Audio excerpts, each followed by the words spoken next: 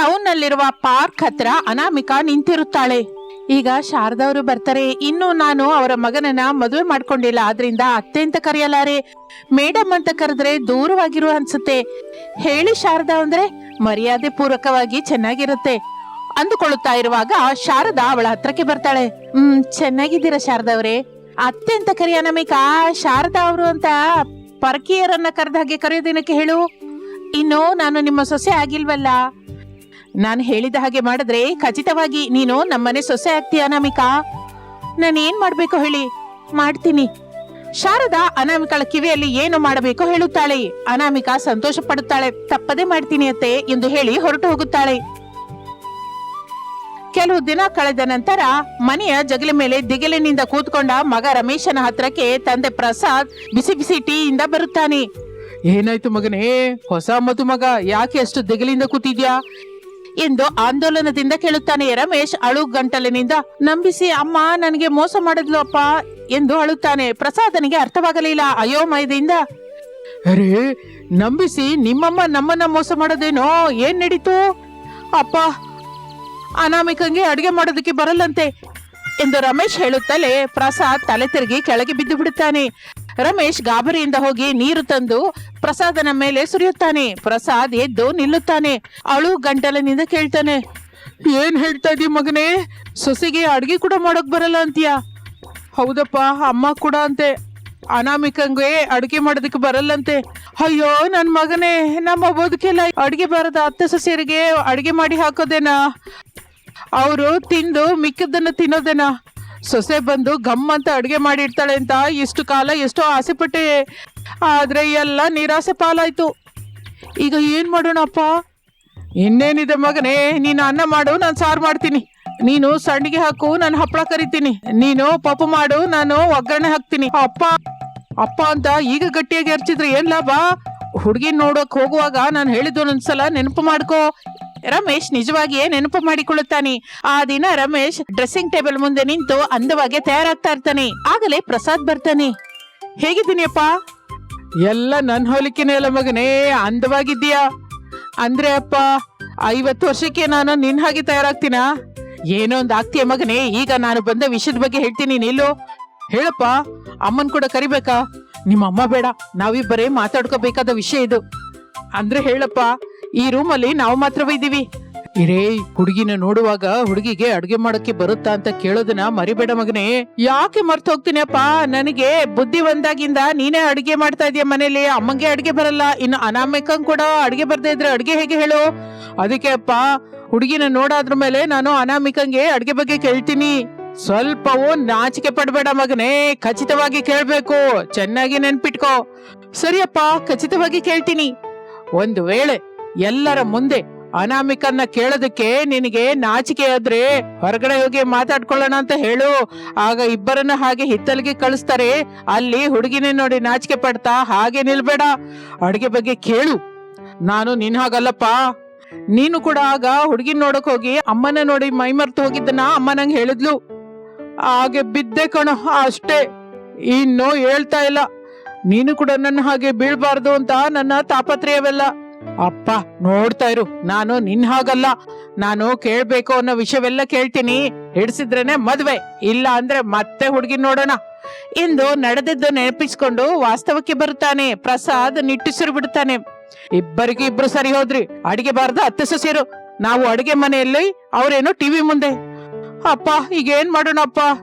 Kitchen ಒಳಗೆ ಹೋಗಿ ಅಡಿಗೆ ಮಾಡೋಣ ಬಾ ಮಗನೇ ಎಂದು ಪ್ರಸಾದ್ ಹೇಳುತ್ತಾ ಇರುವಾಗ ಅತ್ತೆ ಸೊಸೆರು ಬರುತ್ತಾರೆ. ಏನೋ ತಂದೆ ಮಗ ಹೊರಗಡೆ ಏನ್ ಮಾತಾಡ್ತಾ ಇದ್ದೀರಾ? ಅಡಿಗೆ ಏನ್ ಮಾಡಿದ್ರೆ ಚೆನ್ನಾಗಿರುತ್ತೆ ಅಂತ ನಾವು ಮಾತಾಡ್ತಾ ಇದೀವಿ ಶಾರದಾ. ನಂಗೆ ಚಿಕನ್ ಬಿರಿಯಾನಿ ಮಾಡಿ, ಗೋಂಗೂರ ಮಟನ್ ಕೂಡ ಮಾಡಿ. ಸೊಸೆ ನಿಂಗೇನ್ ಬೇಕೋ ಹೇಳು, ಅವ್ರು ಮಾಡಿಡ್ತಾರೆ. ಬದ್ನೆಕಾಯಿ ಎಣ್ಣಿಗಾಯಿರಿ, ಈ ಹೊತ್ತಿಗೆ ಸರಿ ಹೊಂದಿಸ್ತೀನಿ ಎಂದು ಹೇಳುತ್ತಾಳೆ ಅನಾಮಿಕಾ. ಪ್ರಸಾದ್ ರಮೇಶ್ರವ್ ಮನೆಯೊಳಗೆ ಬರುತ್ತಾರೆ. ಮನೆ ಹೊರಗೆ ಅತ್ತೆ ಸೊಸೆರು ಮಾತನಾಡಿಕೊಳ್ಳುತ್ತಾ ಇರ್ತಾರೆ. ರಮೇಶ್ ಪ್ರಸಾದ್ ಅವರ ಕಿಚನ್ ಅಲ್ಲಿ ಅತ್ತೆ ಸೊಸೆರು ಹೇಳಿದ ಅಡುಗೆ ಮಾಡ್ತಾ ಇರ್ತಾರೆ. ಹಾಗೆ ಸಮಯ ಕಳೆಯುತ್ತಾ ಇರುತ್ತದೆ. ಲಂಚ್ ಟೈಮ್ ಆಗುತ್ತದೆ. ತಿನ್ನೋದಿಕ್ಕೆ ಅತ್ತೆ ಸೊಸೆಯರು ಡೈನಿಂಗ್ ಟೇಬಲ್ ಮುಂದೆ ಕುತ್ಕೋತಾರೆ. ಪ್ರಸಾದ್ ರಮೇಶ್ ಇಬ್ಬರು ಸೇರಿ ಮಾಡಿದ ಅಡಿಗೆಯನ್ನು ಡೈನಿಂಗ್ ಟೇಬಲ್ ಮೇಲೆ ಇಡ್ತಾರೆ. ಅತ್ತೆ ಸೊಸೆಯರು ಎಷ್ಟೋ ಸಂತೋಷದಿಂದ ತಿಂತಾ ಇರ್ತಾರೆ. ತಂದೆ ಮಗ ದುಃಖದಿಂದ ಅವರನ್ನ ನೋಡ್ತಾ ಇರ್ತಾರೆ. ಹಾಗೆ ದಿನಗಳು ಕಳೆಯುತ್ತಾ ಇರುತ್ತದೆ. ಪ್ರಸಾದನಿಗೆ ಜೀವನದ ಮೇಲೆ ವಿರಕ್ತಿ ಬರುತ್ತದೆ. ಕೋಪದಿಂದ ಲಗೇಜ್ ಬ್ಯಾಗ್ ಹಿಡ್ಕೋತಾನೆ. ಶಾರದಾ ಲಗೇಜ್ ಬ್ಯಾಗ್ ಅನ್ನು ನೋಡಿ ವ್ಯಂಗ್ಯವಾಗಿ, ನಿಮ್ ತವ್ರ ಮನೆಗೆ ಹೋಗ್ತಾ ಇದ್ದೀರಾ ಅಂತ ಕೇಳುತ್ತಾಳೆ. ಪ್ರಸಾದನಿಗೆ ಕೋಪ ಬರುತ್ತೆ. ನೋಡಿ ಶಾರದಾ, ಚೆನ್ನಾಗಿ ಮಾತಾಡು. ನಾನು ತವ್ರ ಮನೆಗೆ ಹೋಗೋದೇನೋ, ಆದ್ರೂ ನಾನು ಹುಟ್ಟಿ ಬೆಳೆದಿದ್ದು ಇಲ್ಲೇ, ಇದೇ ಮನೆಯಲ್ಲಿ, ಇದೇ ನನ್ನ ತವ್ರ ಮನೆ ಎಂದು ಹೇಳುತ್ತಾನೆ ಪ್ರಸಾದ್. ಮತ್ತೆ ಲಗೇಜ್ ಬ್ಯಾಗ್ ಜೊತೆ ಬಂದಿದ್ದೀರಾ? ಅಡಿಗೆಯಿಂದ ವಿಮುಕ್ತಿ ಬೇಕು ಶಾರದಾ, ಅದಕ್ಕೆ ನಾವು ಹೊರಗಡೆ ಹೋಗ್ತಾ ಇದ್ದೀನಿ. 1 ನಿಮಿಷ ಇರಿ. ಸೊಸೆ, ನಾನು ಹೇಳಿದ ಕಾಗದ ತಗೊಂಬಾ ಎಂದು ಗಟ್ಟಿಯಾಗಿ ಹೇಳುತ್ತಾಳೆ ಶಾರದಾ. ಅನಾಮಿಕಾ ಒಂದು ಕಾಗದ ತಂದು ಶಾರದಂಗೆ ಕೊಡುತ್ತಾಳೆ. ಈ ಕಾಗದ ಏನು ಗೊತ್ತಾ ನಿಮ್ಗೆ? ಗೊತ್ತು ಶಾರದಾ. ಏನ ಕಾಗದ? ವಿಷಯ ನಿನ್ಗೆ ಗೊತ್ತಲ್ಲ ಸೊಸೆ, ಅದನ್ನೇ ಓದ್ಬಿಟ್ಟು ನಿಮ್ ಮಾವಂಗೆ ಹೇಳು. ನನ್ನ ಹೆಂಡತಿ ಶಾರದಂಗೆ ಅಡಿಗೆ ಬರಲ್ಲ ಅಂತ ಮದುವೆಗೆ ಮೊದ್ಲೇ ಹೇಳಿದ್ಲು. ಶಾರದಾ ಅಡಿಗೆ ಕಲಿಯುವವರೆಗೂ ನಾನೇ ಅವಳಿಗೆ ಇಷ್ಟವಾದ ಅಡಿಗೆನ ಮಾಡಿ ಇಡ್ತೀನಿ. ಒಂದು ವೇಳೆ ಹಾಗೆ ಮಾಡಿಡದೆ ಶಾರದನ್ನ ಬಿಟ್ಬಿಟ್ಟು ನಾನು ದೂರವಾಗಿ ಹೋಗ್ಬೇಕು ಅಂತ ಅಂದ್ಕೊಂಡ್ರೆ ನನ್ನ ಹೆಸರಿನ ಮೇಲಿರುವ ಮನೆಯನ್ನು ಶಾರದಾ ಹೆಸರಿನ ಮೇಲೆ ಬರಿತೀನಿ. ಆಗ ಕೂಡ ಶಾರದಾ ಒಪ್ಪಿಕೊಂಡರೆ ನಾನು ದೂರವಾಗಿ ಹೊರಟು ಹೋಗ್ತೀನಿ. ಇಲ್ಲ ಅಂದ್ರೆ ಹೀಗೆ ಶಾರದಂಗೆ ಅಡಿಗೆ ಕಲಿಸುತ್ತಾ ಇರ್ತೀನಿ ಅಂತ ಅದ್ರಲ್ಲಿದೆ ಮಾವಯ್ಯ. ನೀವು ಬೆರಳಚ್ಚು ಕೂಡ ಹಾಕಿದ್ದೀರಲ್ಲ. ಪ್ರಸಾದನಿಗೆ ಕೋಪ ಬರುತ್ತೆ. ಮೋಸ ಶಾರದಾ ಇದು. ನೀವು ತುಂಬಾ ಒಳ್ಳೆಯವರು ರೀ. ನೀವು ನನಗೆ ಬೇಕು, ಅದಕ್ಕೆ ಹಾಗೆ ಮಾಡೋದೇ ತಪ್ಪಿಲ್ಲ. ಈಗ ಮಗನ ಪರಿಸ್ಥಿತಿ ಏನು ಮತ್ತೆ? ಅಷ್ಟೇ ಅಲ್ವಾ? ಅಷ್ಟೇ ಅಲ್ವಾ? ಹೌದು ಮಾವಯ್ಯ, ಅಷ್ಟೇ ಅಲ್ವಾ? ಅಷ್ಟೇ ಅಲ್ವಾ? ಹೀಗೆ ಮಾಡು ಅಂತ ಅತ್ತೆ ನನಗೆ ಮದುವೆಗೆ ಮೊದಲೇ ಪಾರ್ಕ್ ಅಲ್ಲಿ ಸೇರಿ ಹೇಳಿದ್ರು. ಅದೇ ಮಾಡ್ದೆ. ಆದ್ರೆ ಅವರಿಗೆ ಗೊತ್ತಿಲ್ಲ. ಅವರು ಕೂಡ ನಿಮ್ ಹಾಗೇನೆ ಏನೋ ಒಂದು ದಿನ ಹೀಗೆ ಅಂದ್ರೆ ಆಗ ಈ ವಿಷಯ ಹೊರಗಿಡ್ತೀನಿ. ನೀವು ಅಡಿಗೆ ಬರದ ಅತ್ತೆ ಸೊಸೆಯರಲ್ಲ ಶಾರದಾ, ಮನಸ್ಸಿಲ್ಲದ ಅತ್ತೆ ಸೊಸೆಯರು. ಈಗ ತಾವು ಮನೆಯೊಳಗೆ ಬರ್ತೀರಾ, ಹಾಗೆ ಹೊರಗೆ ಹೊರಟೋಗ್ತೀರಾ? ಮನೆಯೊಳಗೆ ಬರ್ತೀನಿ ಬಿಡು.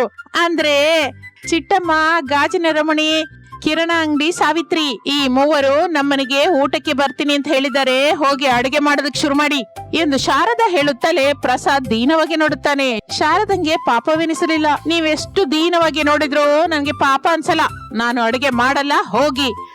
ಅದಲ್ಲ ಶಾರದಾ, ನಮ್ಮನೆಯವ್ರಿಗಾದ್ರೆ ಏನೋ ಒಂದು ರೀತಿಯಿಂದ ಮಾಡ್ತೀವಿ. ಈಗ ಹೊರಗಡೆ ಅವರನ್ನ ಕರೆದು ಅವ್ರ ಮುಂದೆ ಕೂಡ ನಮ್ಮನ್ನ ಅಡಿಗೆಯವ್ರ ಹಾಗೆ ನಿಲ್ಲಿಸ್ಬೇಕಾ ಹೇಳು? ಇದೆಲ್ಲ ಮೊನ್ನೆ ನೀವು ಮಾಡಿದ ಗೋಂಗೂರ ಪಚಡಿ ಮಾಡಿದ ಗಲಾಟೆ. ಅವ್ರು ಬಂದು ಕೇಳಿದ್ರು, ಗೋಂಗೂರ ಪಚಡಿ ಇದೆಯಾ ಅಂತ. ಸ್ವಲ್ಪ ಸ್ವಲ್ಪ ಹಾಕಿ ಕೊಟ್ಟೆ. ಅದು ಅವ್ರಿಗೆ ತುಂಬಾ ಹಿಡಿಸಿದೆ ಅಂತೆ. ಈ ದಿನ ತಿನ್ನೋದಕ್ಕೆ ಬರ್ತೀನಿ ಎಂದಿದ್ದಾರೆ. ಇದೆಲ್ಲಿನ ತಲೆನೋವು ಶಾರದಾ? ಜರ್ಮನಿ ತಲೆನೋವು, ಜಪಾನ್ ತಲೆನೋವು, ಇಲ್ಲ ಅಮೆರಿಕದ ತಲೆನೋವು ಅಂತ ಆಮೇಲೆ ಆಲೋಚಿಸಬಹುದು. ಈಗ ನೀವೇನ್ ಮಾಡ್ತೀರೋ ನಂಗೆ ಗೊತ್ತಿಲ್ಲ. ಎಲ್ಲಿಗೆ ಹೋಗ್ತೀರಿ ಅಂತ ಕೂಡ ನಂಗೆ ಬೇಡ. ಗೋಂಗೂರ ತಗೊಂಬಂದು ಪಚಡಿ ಮಾಡಿ ಸಾಕು. ಅದೆಲ್ಲ ಶಾರದಾ, ಅಡಿಗೆ ಮನೆಯೊಳಗೆ ಹೋಗಿ ಈ ತಲೆನೋವು ಬಸ್ ಹತ್ತಿ ಬಂತ, ಟ್ರೈನಲ್ಲಿ ಬಂತ, ಇಲ್ಲ ಕಾರ್ ಹತ್ತಿ ಬಂತ ಅಂತ ಆಲೋಚಿಸದೆ ಗೋಂಗೂರ ಪಚಡಿ ಮಾಡುವ ಕೆಲಸದಲ್ಲಿರಿ, ಹೋಗಿ. ಪ್ರಸಾದ್ ಅಳುಮುಖದಿಂದ ಕಿಚನ್ ಒಳಗೆ ಹೋಗುತ್ತಾನೆ. ಅತ್ತೆ ಸೊಸೆರು ನಗುತ್ತಾರೆ. ಸ್ವಲ್ಪ ಸಮಯದ ನಂತರ ಪ್ರಸಾದ್, ರಮೇಶ್ ಗೋಂಗೂರ ಪಚಡಿ ಬಿಸಿ ಬಿಸಿ ಅನ್ನ ಮಾಡಿ ಡೈನಿಂಗ್ ಟೇಬಲ್ ಹತ್ರ ಇಡ್ತಾರೆ. ಇನ್ನು ನೀವು ಎಮ್ಮೆಗಳ ಹತ್ರ ಹೋಗಿ. ಅವು ಕೂಡ ಅಡ್ಗೆ ಮಾಡಿ ಕೊಡ್ಬೇಕಾ ಶಾರದಾ? ಅಬ್ಬೋ, ಮಾಡಿದವೆ ಹೆಂಗೆ, ಸಾಕು ಬಿಡಿ. ಎಮ್ಮೆ ಹತ್ರ ಹೋಗಿ. ಪ್ರಸಾದ್, ರಮೇಶರು ಏನು ಮಾತನಾಡದೆ ಹೊರಟು ಹೋಗುತ್ತಾರೆ. ಸ್ವಲ್ಪ ಸಮಯದ ನಂತರ ಚಿಟ್ಟಮ್ಮ, ರಮಣಿ, ಸಾವಿತ್ರಿ ಬರುತ್ತಾರೆ. ಗೋಂಗೂರ ಪಚಡಿಯಿಂದ ಊಟ ಮಾಡ್ತಾ ಇರ್ತಾರೆ. ಮಾತನಾಡಿಕೊಳ್ಳುತ್ತಾ ನಗುತ್ತಾ ಇರ್ತಾರೆ.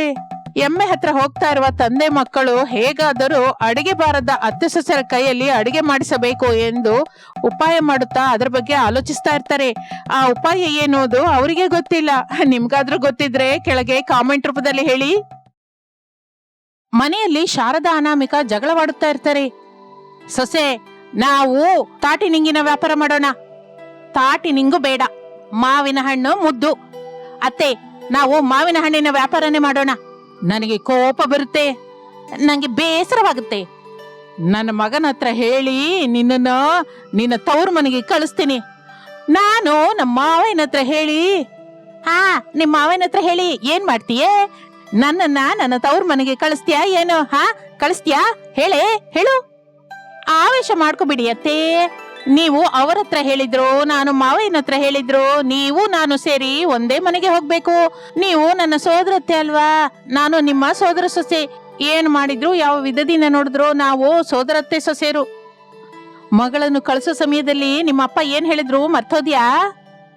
ಸಾಕು ಬಿಡಿ ಅತ್ತೆ, ಎರಡು ಮಾತನ್ನ ಗಟ್ಟಿಯಾಗಿ ಮಾತಾಡಿದ್ರೆ ಸಾಕು. ಮದುವೆಯಲ್ಲಿ ನಡೆದ ಮಗಳನ್ನು ಕಳಿಸುವ ಸಮಯದಲ್ಲಿ ನಮ್ಮಪ್ಪ ನನ್ನ ಕೈಯನ್ನ ನಿಮ್ಮ ಕೈಯಲ್ಲಿಟ್ಟು ಅತ್ತೆ ಹೇಳಿದ ಮಾತನ್ನ ಬುದ್ಧಿಯಾಗಿ ಕೇಳು ತಾಯಿ, ಅತ್ತೆ ಮಾತಿಗೆ ಎದುರು ಹೇಳ್ಬೇಡ, ಏನ್ ಹೇಳಿದ್ರು ನೀನು ಒಳ್ಳೇದಕ್ಕಾಗಿ ಹೇಳ್ತಾಳೆ ಅಂತ ನೀನು ಅರ್ಥ ಮಾಡ್ಕೋ ಅಂತ ಹೇಳಿ ಆ ಮಾತನ್ನ ಪದೇ ಪದೇ ನೆನಪು ಮಾಡ್ತಾ ಇರ್ತೀರಾ. ಯಾಕೆ ಅಷ್ಟೊಂದು ಬೇಸರ? ಆದ್ರೂ ಇಷ್ಟು ಕಾಲ ನಾನು ಹೇಳಿದ ಮಾತನ್ನೆಲ್ಲ ಕೇಳ್ತಾ ಇದೆಯಲ್ಲ, ಮತ್ತೆ ಈಗ ಏನಾಯ್ತು ಅಂತ? ಈ ಬಿಸಿಲು ಕಾಲದಲ್ಲಿ ತಾಟಿ ನಿಂಗಿಗೆ ಒಳ್ಳೆ ಗಿರಾಕಿ ಇರುತ್ತೆ, ಅದನ್ನೇ ಮಾರೋಣ ಅಂತ ಹೇಳ್ತಾ ಇದ್ದೀನಲ್ಲ. ನೀನ್ ಅದನ್ನೇನು ಕೇಳದೆ ಯಾಕೆ ಮಾವಿನ ಹಣ್ಣು ಮಾರೋಣ ಅಂತ ಪಟ್ಟು ಹಿಡಿತಾ ಇದ್ಯಾ? ನಾನು ಕೂಡ ಅದೇ ಹೇಳ್ತಾ ಇದ್ದೀನಲ್ಲ ಅತ್ತೆ, ಇದು ಬಿಸಿಲು ಕಾಲನೇ, ಮಾವಿನ ಹಣ್ಣಿನ ಸೀಸನ್. ಬಹಳ ಜನಕ್ಕೆ ಮಾವಿನ ಹಣ್ಣು ಅಂದ್ರೆ ಇಷ್ಟವಿರುತ್ತೆ. ಮಾವಿನ ಹಣ್ಣನ್ನು ಹೆಚ್ಚಾಗಿ ಕೊಂಡ್ಕೋತಾರೆ. ಒಂದೇ ಸಲಕ್ಕೆ ನನ್ ಮಾತು ಕೇಳಿ, ಇಬ್ಬರು ಸೇರಿ ಮಾವಿನ ಹಣ್ಣಿನ ವ್ಯಾಪಾರ ಮಾಡೋಣ. ನನ್ ಕೋಪ ತರಿಸ್ಬೇಡ ಸೊಸೆ. ಬೆಂಕಿ ಕೆನ್ನಾಲಿಗೆ ಹಾಗೆ ಶಾರದಳ ಕೆನ್ನಾಲಿಗೆ ಕೂಡ ನೋಡ್ತೀಯ. ಮತ್ತೆ ನಾನ್ ಹೇಳಿದ್ದೇನಾದ್ರೂ ಒಪ್ಕೊಳ್ದೆ ಹೋದ್ರೆ ನಿಮಗೂ ನಾನು ಹೀಗೆ ಕೋಪ ತರಿಸ್ತೀನಿ. ಶಾರದಾ ತನ್ನ ಕೋಪವನ್ನು ಕಂಟ್ರೋಲ್ ಮಾಡಲಾರದೆ ಹೋಗುತ್ತಾಳೆ. ಸುತ್ತಲೂ ನೋಡುತ್ತಾಳೆ. ಫ್ರಿಡ್ಜ್ ಕಾಣಿಸುತ್ತದೆ. ಕ್ಷಣ ಕೂಡ ತಡ ಮಾಡದೆ ಫ್ರಿಡ್ಜ್ ಹತ್ರಕ್ಕೆ ಹೋಗಿ ಡೋರ್ ತೆಗೆದು ನೋಡುತ್ತಾಳೆ. ಹಾಗಲಕಾಯಿ ಕಾಣಿಸುತ್ತೆ. ತಕ್ಷಣ ಹಾಗಲಕಾಯಿನ ತೆಗೆದುಕೊಂಡು ಅನಾಮಿಕಳನ್ನು ನೋಡುತ್ತಾ ಕೋಪದಿಂದ ಕಡಿತಾ ಇರ್ತಾಳೆ. ಅನಾಮಿಕ ನಗುತ್ತಾ ಇರುತ್ತಾಳೆ. ಇನ್ನು ತಾಟಿ ನಿಂಗಿನಿಂದ ತುಂಬಿರುವ ಟ್ರಕ್ ಅನ್ನ ಕಿಶೋರ್ ಡ್ರೈವಿಂಗ್ ಮಾಡ್ತಾ ಇರ್ತಾನೆ.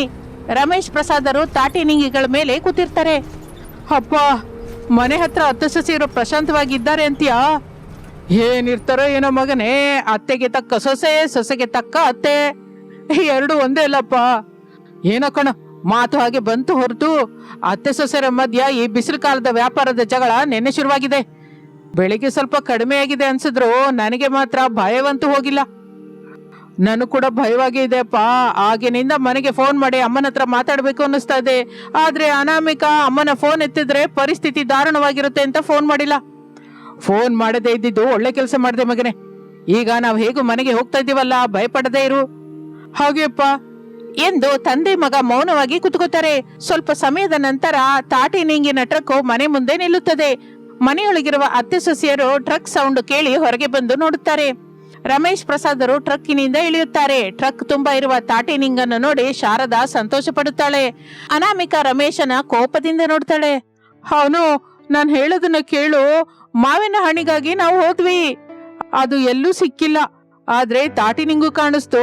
ಖಾಲಿಯಾಗಿ ಮನೆಗೆ ತಿರುಗಿ ಹೋಗೋದೇನೋ ಅಂತ ಇಲ್ಲಿ ನೋಡು ಈ ತಾಟಿ ನಿಂಗನ ತಂದ್ವಿ. ಅಷ್ಟೇ ಹೊರತು ಬೇಕು ಅಂತ ಅಮ್ಮ ಹೇಳಿದ ತಾಟಿ ನಿಂಗನೇನು ತಂದಿಲ್ಲ. ಹೇಳಪ್ಪ, ಏನ್ ಹೇಳಿ ಮಗನೇ? ಪ್ಲೀಸ್ ಅಪ್ಪ, ಈಗ ನನ್ನ ಹತ್ರ ಆಡ್ಕೋಬೇಡ. ನೀನು ಬೇಕು ಅಂತ ಅಮ್ಮ ಹೇಳಿದ ತಾಟಿ ನಿಂಗಿನ ತಂದಿದ್ವಿ ಅಂತ ಅಂದ್ಕೋತಾಳೆ. ಅಂದ್ಕೊಳ್ಳೋದೇನು ಮಗನೇ, ಅದೇ ನಿಜ ಅಲ್ವಾ? ಖಾಲಿ ಟ್ರಕ್ಕಿನಿಂದ ಮನೆಗೆ ಹೋಗೋಣ ಮಗನೇ. ತಾಟಿ ನಿಂಗು ಬೇಡ ಏನು ಬೇಡ ಅಂತ ಎಷ್ಟು ಹೇಳಿದ್ರೆ ನೀನು ಕೇಳಿಸ್ಕೊಂಡಿಲ್ವಲ್ಲ. ಈಗ ಹೇಳಪ್ಪ ಅಂತಂದ್ರೆ ನಾನೇನ್ ಹೇಳಿ? ರಮೇಶ್ ಅನಾಮಿಕಳನ್ನು ನೋಡುತ್ತಾನೆ. ಅನಾಮಿಕಾ ಕೋಪದಿಂದ ಹಲ್ಲು ಕಡಿಯುತ್ತಾಳೆ. ನನ್ ಮಗನ ಬಗ್ಗೆ ನಂಗೆ ಗೊತ್ತಿಲ್ವಾ? ಅವನ ಮನಸ್ಸು ಈ ತಾಯಿ ಬಗ್ಗೆನೇ ಆಲೋಚಿಸುತ್ತೆ ಅಂತ. ನಾನ್ ಹೇಳಿದ ಕೆಲಸನ ಮೊದಲೇ ಮಾಡ್ತಾನೆ ಅಂತ ನನಗ್ ಮೊದ್ಲೇ ಗೊತ್ತು. ನೀವಿಬ್ಬರು ಒಳಗಡೆ ಹೋಗಿ, ಮಿಕ್ಕ ಕೆಲಸನ ಕೂಲಿಗಳನ್ನ ಇಟ್ಟು ಮಾಡಿಸ್ತೀನಿ ಹೋಗಿ ಎಂದು ಹೇಳುತ್ತಲೇ ಅನಾಮಿಕಾ ರಮೇಶ್ನನ್ನು ಕೋಪದಿಂದ ನೋಡಿ ಮನೆಯೊಳಗೆ ಹೋಗುತ್ತಾಳೆ. 2 ದಿನದ ನಂತರ ಹೈವೇ ರೋಡಿನ ಪಕ್ಕದಲ್ಲಿ ಅತ್ತೆ ಶಾರದಾ ಒಂದು ಕಡೆ ತಾಟಿ ನಿಂಗನ ಇಟ್ಕೊಂಡು ನಿಂತಿರುತ್ತಾಳೆ. ಪ್ರಸಾದ್ ತಾಟಿ ನಿಂಗನ್ನ ಕಟ್ ಮಾಡಲಿಕ್ಕೆ ಕತ್ತಿ ಹಿಡ್ಕೊಂಡಿರ್ತಾನೆ.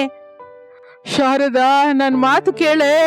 ಬೇಕು ಅಂದ್ರೆ ಮನೆಯಲ್ಲಿ ಈರುಳ್ಳಿ ಹಚ್ತೀನಿ, ಹಸಿಮೆಣಸಿನ್ಕಾಯಿ ಕಟ್ ಮಾಡ್ತೀನಿ, ಇನ್ನು ಹೇಳ್ಬೇಕು ಅಂದ್ರೆ ಚಿಕನ್ ಕೂಡ ಕಟ್ ಮಾಡ್ತೀನಿ. ಆದ್ರೆ ಈ ತಾಟಿ ನಿಂಗು ಕಟ್ ಮಾಡೋದು ನನ್ನಿಂದಾಗಲ್ವೇ? ಕೆಲ್ಸದವ್ರನ್ನ ಇಟ್ಕೊಳೆ. ಕೆಲ್ಸದವನ ಹತ್ರ ಮಾತಾಡ್ತಾ ಇರ್ಬೇಕಾರೆ ಅವನು ದಿನಕ್ಕೆ 1000 ರೂಪಾಯಿ ಬೇಕು ಅಂತಂದ. ಮೇಲಾಗಿ 3 ಸಲ ಟೀ, 2 ಸಲ ಬೂಸ್ಟ್, ಲಂಚ್ಗೆ ಬಿರಿಯಾನಿ, 5 ಗಂಟೆಗೆ ಬಿಸಿ ಬಿಸಿ ಸಮೋಸ. ಅಮ್ಮೋ ಅಮ್ಮೋ, ಈ ತಾಟಿ ನಿಂಗು ಮಾರಿದ್ರೆ ಲಾಭ ಬರುತ್ತೋ ಇಲ್ಲೋ ನಂಗೆ ಗೊತ್ತಿಲ್ಲ ಹೊರತು ಅವನನ್ನ ಮಾತ್ರ ಕೆಲ್ಸದಲ್ಲಿ ಇಟ್ಕೊಂಡ್ರೆ ಖಚಿತವಾಗಿ ನಷ್ಟವಾಗುತ್ತೆ. ಅದಕ್ಕೆ ನಿಮ್ಮನ್ನ ಇಟ್ಕೊಂಡಿದ್ದೀನಿ. ನಿನ್ನ ಕರ್ಮ, ನಿನ್ನ ಯಾರು ಕಾಪಾಡೋದಿಲ್ಲ. ನಾನು ನಿಧಾನವಾಗಿ ಹೊಡೆಯೋದನ್ನ ನೋಡಿ ನಮ್ಗೆ ತಾಟಿ ನಿಂಗು ಬೇಡ ಏನು ಬೇಡ ಅಂತ ಹೊರಟೋಗ್ತಾರೆ. ಆಗ ನೀನು ಎಷ್ಟು ಬೈಕೊಂಡ್ರು ನಾನೇನು ಮಾಡಕ್ಕಾಗಲ್ಲ. ಆ ನಂತರ ನೀನಿಷ್ಟ.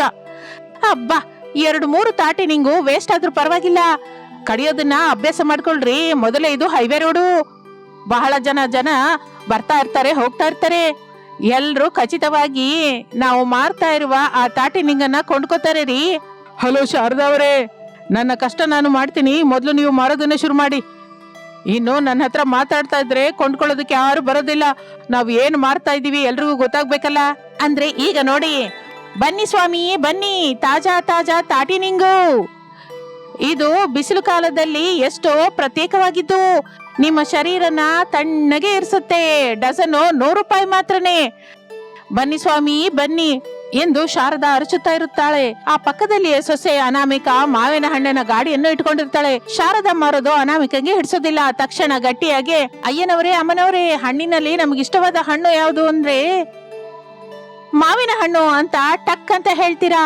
ಅಂತಹ ತಾಜಾ ಮಾವಿನ ಹಣ್ಣು ಈಗ ನಿಮ್ಮ ಮುಂದೆ ಸರಿಯಾದ ದರದಲ್ಲಿ ಬಂದಿದೆ. ಬನ್ನಿ ಆರಿಸ್ಕೊಳ್ಳಿ.